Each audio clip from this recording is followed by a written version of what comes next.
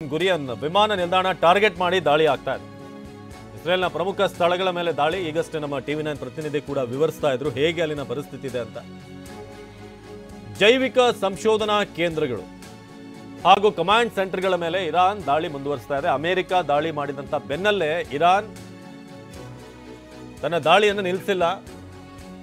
ಇಸ್ರೇಲ್ನ ಪ್ರಮುಖ ಸ್ಥಳಗಳನ್ನ ಟಾರ್ಗೆಟ್ ಮಾಡ್ತಾ ಇದೆ. ಇರಾನ್ ಮಿಸೈಲ್ ದಾಳಿಗೆ ಇಸ್ರೇಲ್ನ 11 ಜನರಿಗೆ ಗಾಯಗಳಾಗಿವೆ. ಸದ್ಯಕ್ಕೆ ಬೆನ್ ಗುರಿಯನ್ ವಿಮಾನ ನಿಲ್ದಾಣವನ್ನು ಟಾರ್ಗೆಟ್ ಮಾಡಲಾಗಿದೆ. ಜೈವಿಕ ಸಂಶೋಧನಾ ಕೇಂದ್ರಗಳು ಹಾಗೂ ಕಮಾಂಡ್ ಸೆಂಟರ್ಗಳ ಮೇಲೆ ಈಗ ಇರಾನ್ ದಾಳಿ ನಡೆಸ್ತಾ ಇದೆ. ಇರಾನ್ ಮಿಸೈಲ್ ದಾಳಿಗೆ ಇಸ್ರೇಲ್ನ 11 ಜನರಿಗೆ ಗಾಯ ಆಗಿದೆ. ಸದ್ಯ ಆಗಾಗ ಸೈರನ್ ಆಗ್ತಿರುವಂಥದ್ದನ್ನು ಕೂಡ ನಮ್ಮ ಪ್ರತಿನಿಧಿ ತಿಳಿಸ್ತಾ ಇದ್ರು ಪರಿಸ್ಥಿತಿ ಹೇಗಿದೆ ಅಂತ. ಕ್ಷಣ ಕ್ಷಣಕ್ಕೂ ಕೂಡ ಆತಂಕದ ವಾತಾವರಣ ನಿರ್ಮಾಣವಾಗಿದೆ. ಇನ್ನು ಇಸ್ರೇಲ್ ಮೇಲೆ ಇರಾನ್ ಖೈಬರ್ ಮಿಸೈಲ್ ಅನ್ನ ಬಳಕೆ ಮಾಡ್ತಾ ಇದೆ. ಇಂದು ಬೆಳಗ್ಗೆ ಇಸ್ರೇಲ್ ಮೇಲೆ ಘಾತಕ ಮಿಸೈಲ್ ಅನ್ನ ಬಳಕೆ ಮಾಡಿದೆ.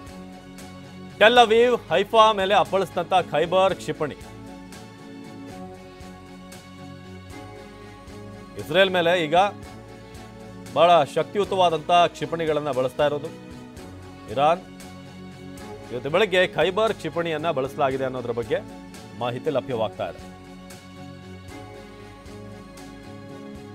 ಖೈಬರ್ ಕ್ಷಿಪಣಿಯನ್ನ ಬಳಸ್ತಾ ಇರೋದು ಬಹಳ ಅಡ್ವಾನ್ಸ್ಡ್ ಆದಂಥ ಮಿಸೈಲ್ಗಳದೊಂದು ಖೈಬರ್. ಸೊ ಹಾಗಾಗಿ ಯಾವಾಗ ಅಮೆರಿಕ ಈ ಕಡೆಯಿಂದ ಟಾರ್ಗೆಟ್ ಮಾಡ್ತಿದೆ ಅಂತ ಗೊತ್ತಾಗ್ತಿದ್ದ ಹಾಗೇನೆ ಈಗ ಇರಾನ್ ಕೂಡ ತನ್ನ ಬತ್ತಳಿಕೆಯಲ್ಲಿರುವಂಥ ಬಹಳ ಪವರ್ಫುಲ್ ಆದಂಥ ಮಿಸೈಲ್ಗಳನ್ನು ಬಳಸೋಕೆ ಮುಂದಾಗ್ತಾ ಇದೆ. ಸೊ ಅದರಲ್ಲಿ ಖೈಬರ್ ಬಳಕೆ ಮಾಡಿರುವಂಥದ್ದು 4th ಜನರೇಷನ್ನ ಒಂದು ಮಿಸೈಲ್ ಏನಿದೆ, ಮೀಡಿಯಂ ರೇಂಜ್ ಬ್ಯಾಲಿಸ್ಟಿಕ್ ಮಿಸೈಲ್.